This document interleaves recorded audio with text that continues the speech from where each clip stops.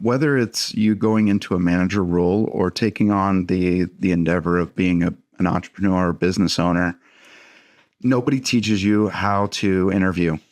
You get that title, and all of a sudden you're supposed to know how to interview. I would say, big picture, what I would recommend to every business owner, every manager, every hiring manager is know who you are. Welcome to the No Excuse Pro podcast, your weekly dose of motivation and actionable advice. If you're a realtor, financial planner, business owner, or anyone who's tired of making excuses and ready to take your success to the next level, you've come to the right place. Join your host, Kevin Brierton, each week as he chats with industry leaders who are going beyond the excuses to achieve their goals. So no excuses accepted. Let's get started. Hey, Kirk. Hey, thanks so much for joining me today on the No Excuse Pro podcast, where we're really here to help people break through excuses, achieve their goals, and try to figure out how to just get over that hump of continually making excuses so they can accomplish their goals.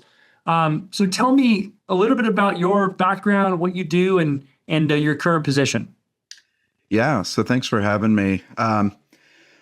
I've been in strategic HR for the better part of 15 years. And really what that means is more of the Jim Collins type of mindset of right people on the right seat in the right vehicle. So less of the compliance and Toby Flenderson type of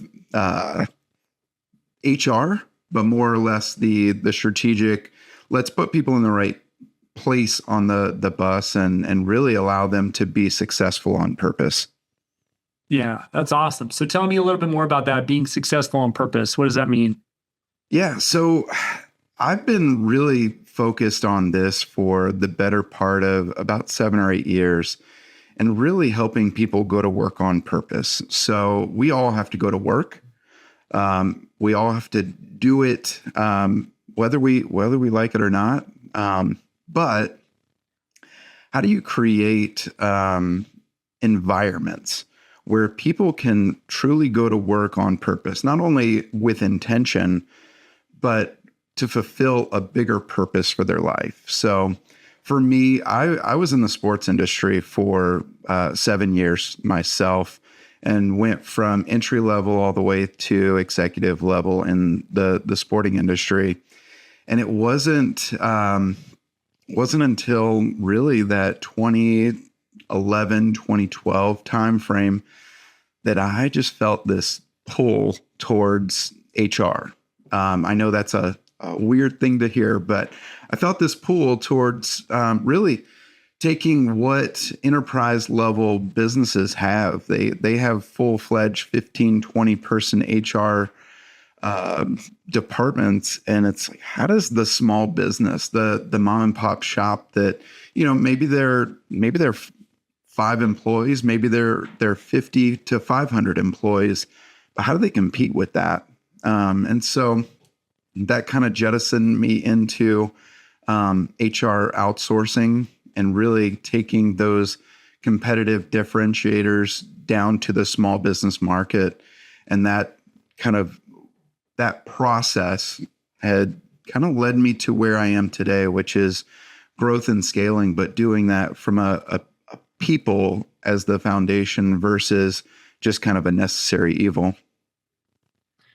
Yeah, that's very helpful. I think something that we talk to realtor partners about and other lenders is hiring and scaling within their own, teams. It could be a small team or a big team. Yeah. What advice do you have for successfully hiring and bringing on people with purpose into teams like that, especially specifically around let's just stick to real estate first. With realtor partners, what's something that you can help kind of give advice around hiring the right people? And keep in mind, a lot of those some can be W-2, some can be contract workers, salespeople, 1099. What advice would you have around that? Yeah, the great thing about it, whether or not we're in real estate or plumbing and electrical, we're all in the people business. And so whether it's you going into a manager role or taking on the endeavor of being an entrepreneur or business owner, nobody teaches you how to interview. You get that title, and all of a sudden you're supposed to know how to interview. I would say, big picture, what I would recommend to every business owner, every manager, every hiring manager is know who you are. Know who you are and who your organization is.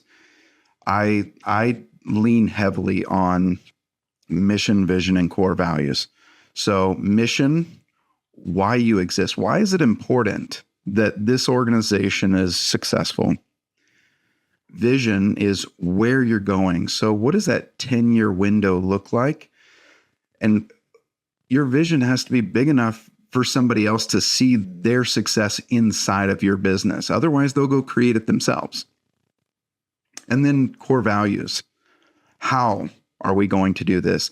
The way that I look at core values is these are the behaviors necessary to be successful in my environment. There's people that will be successful in a lot of different environments. It probably won't be mine. But I know going into it that these 7 core values for us, these are going to be the behaviors necessary to be successful here at Altru. And I think it's really important as you're hiring, you're having very intentional conversations that you know foundationally who you are and what you have built, whether you spent the first year and a half, 2 years, 4 years as a solopreneur. I can tell you when I started my first business, I felt a little silly at the outset, but then as I brought people into kind of what I was doing, it sounded even silly with them because I was a solopreneur, and for the first 9 months, this mission, vision, and core values was literally for me. It dictated the partners, the vendors, the relationships that were inside of the business. And I knew that if they weren't aligned with these core values, with this bigger vision, with the why of putting people to work on purpose, I knew we weren't going to be a long-term relationship. And that was a cornerstone to any business endeavor that I go into. It's got to be a long-term solution. I don't want a very transactional relationship with anybody, whether that's internal or external stakeholders. I want long-term lasting relationships. And, I think foundationally, if you know who you are, you'll figure out real quick who aligns with who you are and who you are as an organization and who is not. Yeah, I think it's excellent. One of the things that I've learned over the years is I can't hire a person just because I like them and I didn't find a place. Now there's a different vision here. I'd love you to I love your input on it. Some people say, hire the right person and then find a place on the bus. Mm-hmm. But also I've found that you got to be careful just because you like somebody and then you try to fit them into a position that you may not need right now, or you may, it may not be exactly how your business is set up and your mission, vision, and core values. You're like, I really like this person, so they're really good at this. So let's just make a position for them. I can see 2 different sides of that. I think there's an argument that people have on both. I have found that it's tough just to hire somebody we like and find a place for them. I want to be very clear on what the roles and responsibilities are, especially operating as a manager and leader in a remote world now. If you're not super crystal clear with what you want and how you want them to work and add value to the team and the business, it makes it really difficult. So what do you think? Is it hire somebody you really like and find a place, or do you find the structure and then find the people that will fit into that structure? What do you think? I can identify, and I'm smiling because I think of people, business owners that I've worked with that tried that approach where they either have a lifelong friend or they have family. A lot of times it's family. Oh yeah. But they have, okay, I've got these really cool people that I really enjoy being around. I must like working with them. And so they will bring them in and try to design a role around them. I will tell you that our most successful clients take the recommendation that you create the structure and then align the skills with the objectives. So when I'm looking at designing a role, and this is something that whether you're starting out or you've got 10 people on your team right now, identify what it is that you do. I have business owners right now that we have 3 and 4 job descriptions for them because they are doing the chief technician. They are the best salesperson. They are the owner of the business. And so we've defined each one of those roles. So when the time comes when the revenue production hits, we can now take that role and hire for that role. So these are objectives. Objectives are the deliverables of each individual role. Something you talked about was just having those specific roles built out, and you may have 4 roles with the same name on top of those 4 roles. Yep. But then that person, it's more of the role, not necessarily the person. You could swap that person out or swap that name out. If it's a role, if it's a person, hey, this person is the role. No, the role, and then the person fills the role, not the other way around. Because if you have just a person, then how do you hire another person? Like you have to be and that's been my challenge over the years of how do you find somebody, how do you replace a person?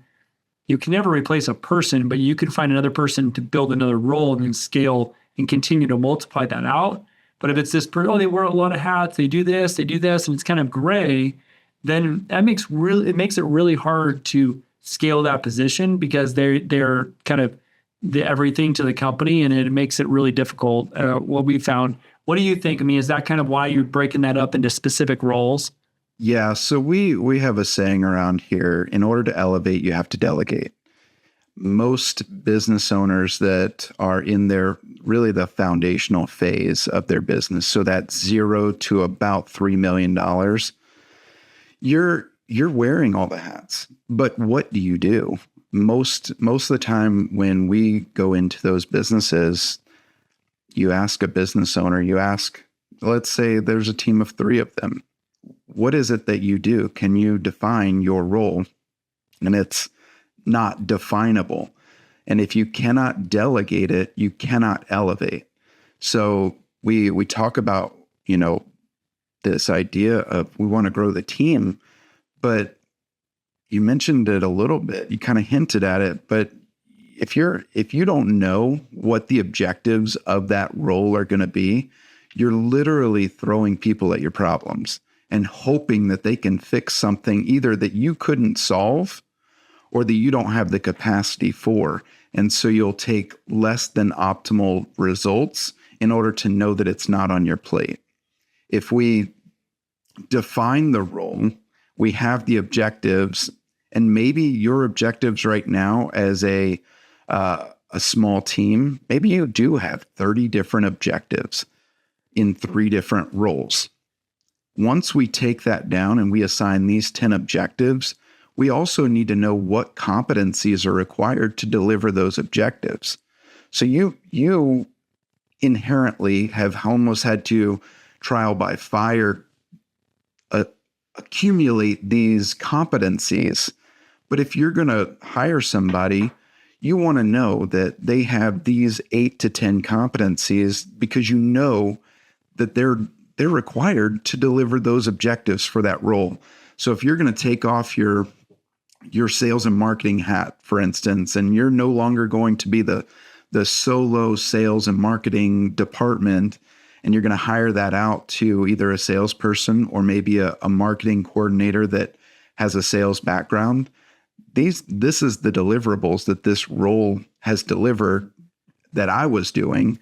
Now you need to go and duplicate those results to 85% in the first 120 days, or I know that you're not going to be successful here. But going back to the foundational piece, you have a good sense of who's going to be successful based on those core values that drove your behavior for the years leading up to that first couple of hires. You think a lot of people end up trying to hire themselves instead of hiring the roles that they need? What I mean by that is they hire people like them, right? Like let's say people go out and try to find another one of me, right? Another one of you to hire, when really you don't need another one of you. You need people that are going to elevate you and do things that it may not be your strong suit. How do you coach to that, or how do you manage to that, where if somebody's trying to just hire another one of them, what do you recommend to them? Well, I would start out with a question. If you are the best at that and you can't be successful at that, why hiring a second person that's not successful at that would give you any confidence that you're going to now have twice as much horsepower behind something that you're not good at? Yeah. So what if you are good at it though? What if you're really good at it? Then why is that the thing that you're taking your foot off of? So what I would challenge anybody listening with this is your biggest temptation is to hire somebody that communicates like you. What I mean by that, if you look at the DISC assessment, you have DISC. Most business leaders are in that high D. The reality is that you're 3% of the population. So if you're looking to hire somebody like you, you're looking for 3% of the population. So 3 out of every 100 are going to fit inside of your box. Whereas we know that 9 out of 10 people are high analyzers, high stabilizers. So you have these people that are either task on the left side of that DISC assessment or people oriented.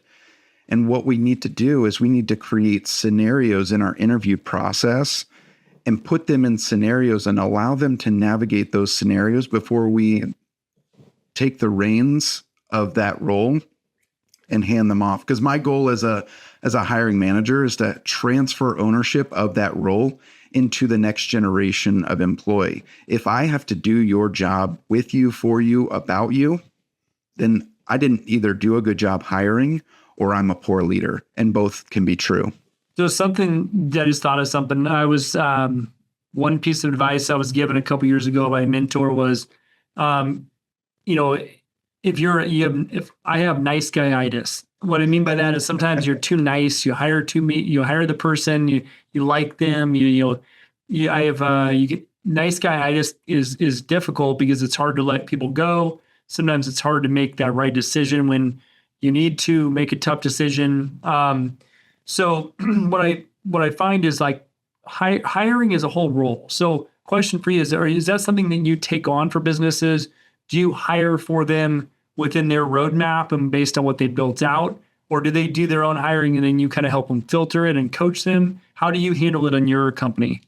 Great question. So with Altru, we will build what we call a resource plan or a human capital strategy. So a lot of times businesses will have a capital strategy for finance and marketing, but they don't have a human capital strategy. So what are those roles for the next 12 months that we're going to need to add when we hit these revenue targets? Most people don't understand that you don't just throw people at capacity. You throw revenue, creating a capacity problem, and then you fill the capacity problem with human capital. So to answer the second part of your question, we don't hire people for our clients. What we do is we go in, we chart out that plan. We then map out the job descriptions for each one to make sure that we're attracting or repelling the right and wrong talent from the business. I will take a slow lead funnel on my Indeed posts, knowing that I'm probably repelling a lot of the wrong candidates. I want candidates that when they read the job posting for that role, that they feel like it's spoken to them. We leverage the DISC. We actually go into the psychology of top performers in that market, in that role, and write a job description to that person. And so they are literally reading it saying, holy cow, like this job description feels like it's written for me. It was. On the flip side of that, if it's not for them and they're not the right DISC profile, repelled. Then they'll just be pushed away from it. Oh, I don't want like that anyways. I think that's a great idea. And then from a hiring side of it, I spend hours and hours and hours training and developing hiring managers. So whether it's their first time, I'm working actually with a business owner right now. He's owned the business for 4 years. He's been a hiring manager for the better part of 10, but he's owned the business now 4 years. And he'll tell you, I'm horrible at interviewing. I do a good job at getting people to come to me, but I don't know if they're going to be successful once they get here. Turnover, it's kind of part of the game, if you will. It's kind of a numbers game. But I would challenge that to tell you that if you have your foundation in order and you're driving those intentional conversations through scenario-based questions, you will attract and you'll also unearth people that either are qualified and going to be remarkable fits for your roles, or you're going to unearth that they don't actually have the competency to be successful in that role.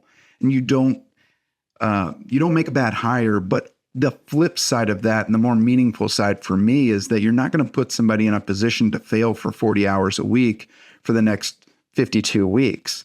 I want people to come into our organization and be successful, but I also want to protect them if this is not the role for them. I want you to be free to be successful and live into your purpose for your professional life. And if this isn't the place, I don't want to be the one to be the detriment to that. The worst thing I could do is make you suffer for 8 to 12 hours a day for the next 52 weeks until we both decide this is not working. I think that's great. Hey, a couple of things of advice as we, we're trying to keep this in drive time. We have plenty of time, but a couple other easy questions, and love your advice around this. What are 2 resources right now you think like, man, if it weren't for these 2 things, I wouldn't be here today? Oh, that's a good question. I can tell you the real raw answer. I had a mentor as a young person. I had somebody take me in when I was a young teenager. I was a really shy kid, and I'm very introverted by nature. He took me under his wing, put me in front of groups in rooms started out with 10, 15, grew to 50 to 100. I will say that without him pressing me to get out of my comfort zone, I wouldn't be where I am today. I wouldn't be as comfortable being uncomfortable as I am. The other resource, and a real tangible resource for everybody out there, if you want to get better at the psychology of interviewing, there's a book by Trey Gowdy. It Doesn't Hurt to Ask. And the reason, and this is not an interview, it's not an HR book, but it's a book about the art of question asking. And really, he's a lawyer by trade. But what I found in really the back half of that book is just a masterclass of how to get people to tell you who they are without them having to tell you who they are. And that's what we want in an interview. I will also say in interviewing, because we're not trained, when I sit in on an interview, whether I'm sitting in physical or on the back end of Zoom or reviewing a recording, what I find most often, and I think if we all, not drivers, but if we all just close our eyes and think about it, when you reflect on your last interview, most of the time you're asking a question, you're asking a statement in the form of a question and hoping for agreement, and then you feel good about it.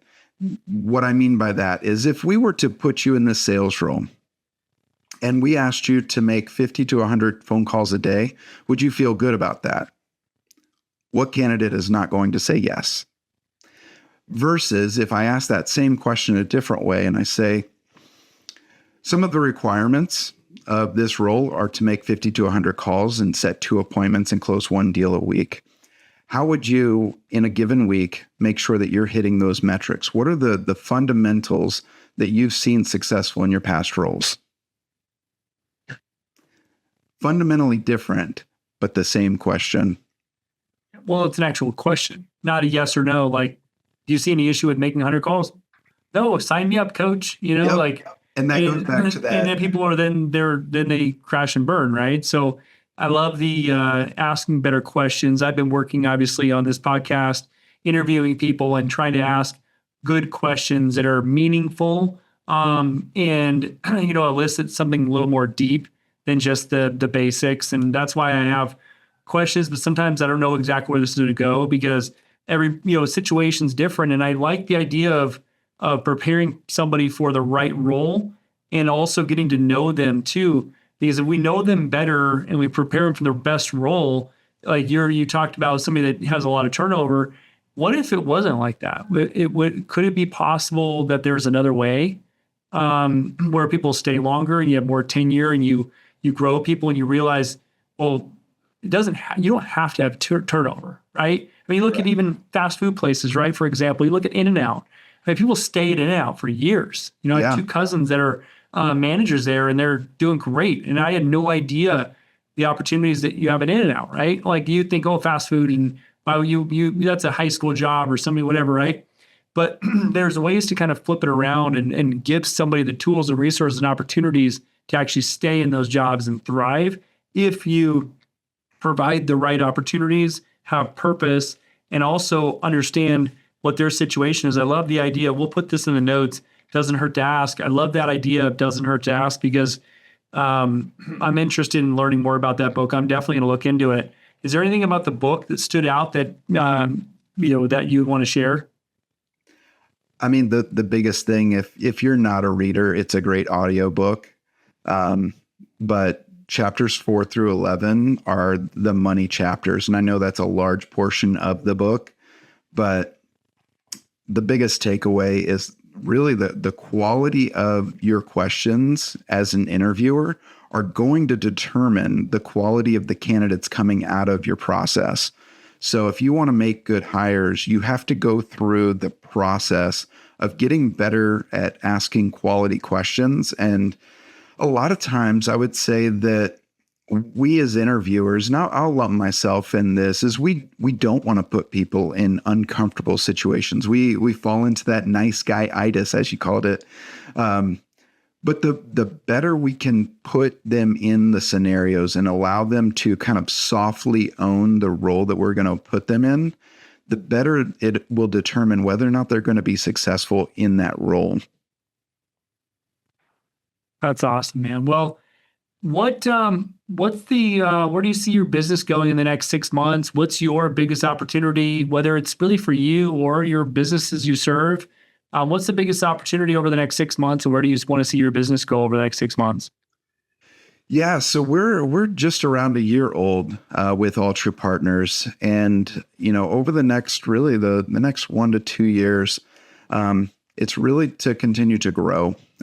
We want to get to having 1,000 impactful business owners, and what that means by it's really taking people that are in that $3 to $10 million in revenue a year range, and really 4 or 5xing those businesses, but more than the revenue, creating this scalability to their business to where we're highly focused in the service industry. So home services is a big space for us, and really taking these companies that are family run without legacy in mind.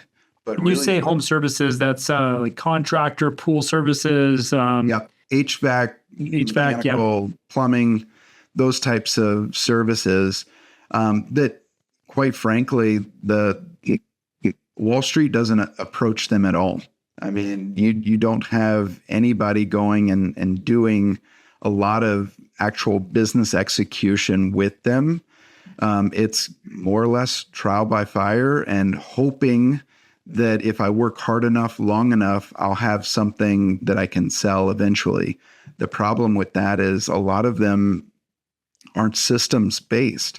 They're all intellectual property that never leaves my the parents other or my side. dad's been running, my dad and brother have been running a powder coating business for 40 plus years. And, it's something that we've talked a lot about. I know we've talked about, me and you, a little bit, and my parents and my brother. It's really hard to make that transition from a hardworking entrepreneur the kid comes in, my brother's been working there and he knows everything about the business, but there's a missing component that it's the overarching bigger vision of where is this business going to go. And it's not just a passion project business where small businesses, I've recognized that small businesses can be absolutely amazing, because if you think about, my dad was able to be at our sports events, and we had flexibility. We could go dirt bike riding in the early, if we want to take off on Thursday afternoon, we can go.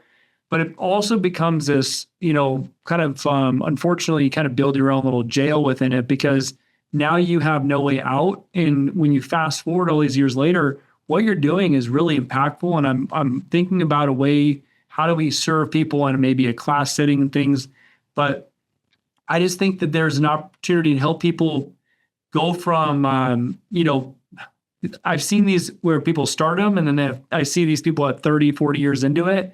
And it's not really why they did it initially, right? Like, there's a pool company that I know, and I have a friend of mine supports and does a little office management, 30 years in, and they can't take a vacation. Yeah. What's the point of that? You might as well have just had a really good job, and you got PTO and stuff, right? Yeah. So it's like, how do you implement these things without the huge cost? And something like, what you guys do at Altru is a perfect solution. So, man, I could talk to you about this forever. I think there are some other topics, and I took a bunch of notes. I'm excited to, dive in and a few other things.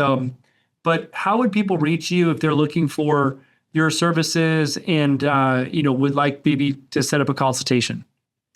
Yeah, so there's a couple of ways. Our website, altrupartners.com, all one word. That's ALTRU, partners. Correct. Altru Partners. And that Altru name comes from the foundation of altruism, so generosity and kindness. So we really want that to be the cornerstone. But altrupartners.com, that's our website. Check us out, get to learn a little bit more about us.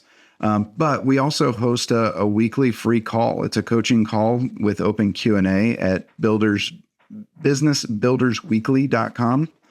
You can go fill out the form and you'll get registered for that. And it's a free call. We want to create value. Is that a Zoom call, or how do you do that? It's a Zoom call, correct. Yeah. Yep. And that's every Wednesday, or every Thursday, I'm sorry. Every Thursday. And it's our way. Who would that be for? Would that be for small businesses or leaders or managers, possibly of small businesses? Yeah. So this is really for the small business that's just getting started, all the way to about that $5 million mark. And we've got larger companies on there, but we have those smaller kind of startup companies that don't have the cash flow to bring in a consulting house.